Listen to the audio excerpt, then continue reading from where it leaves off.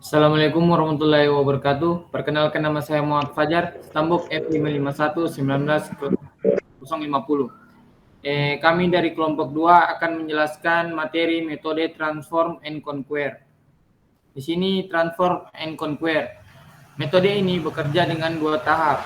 Tahap pertama yaitu tahap transformasi atau transformation stage, yaitu modifikasi masalah agar lebih cepat dapat menerima solusi. Kemudian yang kedua, tahap penyelesaian, yaitu conquering stage, yaitu penyelesaian masalah. Seperti di bawah ini contoh masalah, kemudian contoh yang lebih sederhana atau representasi lainnya, atau contoh masalah lainnya, kemudian menjadi solusi.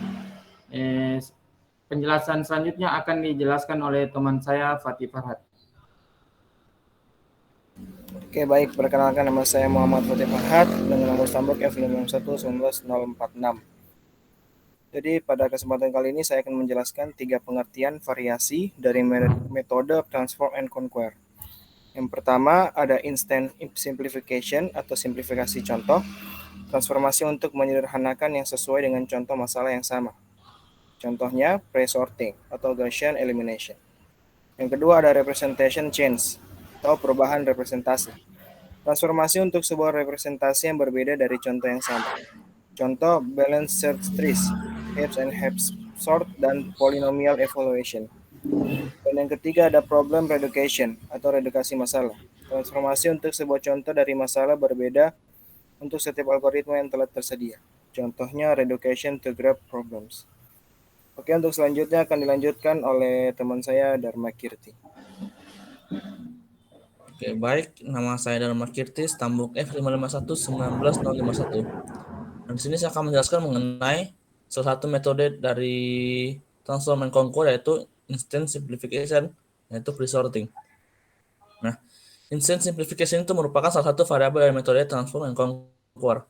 Instant simplification adalah perubahan sebuah instant dari sebuah problem dengan menggunakan sebuah properti spesial, sehingga masalah tersebut jadi lebih mudah untuk diselesaikan. Salah satu contohnya adalah pre-sorting. Nah, banyak masalah yang melibatkan list akan lebih mudah jika list tersebut sudah terurut, seperti mencari elemen, mencari median, atau mencari elemen yang berulang. Nah, lalu ada langkah-langkah untuk mencari sebuah elemen menggunakan metode ini, yaitu pre-sorting ya.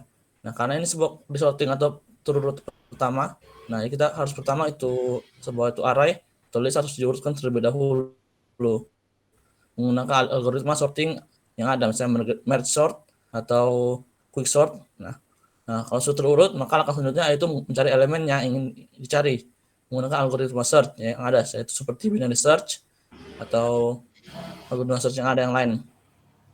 Nah, oke, baik, untuk penjelasan dari saya, akan dilanjutkan oleh teman saya itu Tia. Oke, assalamualaikum warahmatullahi wabarakatuh. Jadi di sini saya Seni Mutia, Stambuk F551-19048. Di sini saya akan menjelaskan bagian representation change, yang dimana binary search tree. Dan di representation change ini merupakan salah satu variasi dari metode transform and conquer. Representasi change adalah merubah representasi dari satu instansi problem ke representasi lainnya dari instansi yang sama. Salah satu contohnya adalah binary search tree. Oke. Nah, untuk langkah mencari sebuah elemen menggunakan representation change, yaitu ada pada gambar contoh yang di bawah ini, yang dimana mulai pada root atau elemen paling atas, cek elemen yang dicari apakah lebih kecil atau lebih besar dari root. Jika lebih kecil, maka ambil jalur sebelah kiri. Jika lebih besar, maka ambil jalur sebelah kanan seperti pada gambar. Terus lakukan langkah di atas sampai elemen yang dicari ditemukan. Oke, mungkin itu saja penjelasan dari saya. Selanjutnya akan dilanjutkan oleh teman saya, yaitu Riyandi. Baik, perkenalkan, nama saya Riyandi Dwi Tama Johari, Stambuk F551-19049.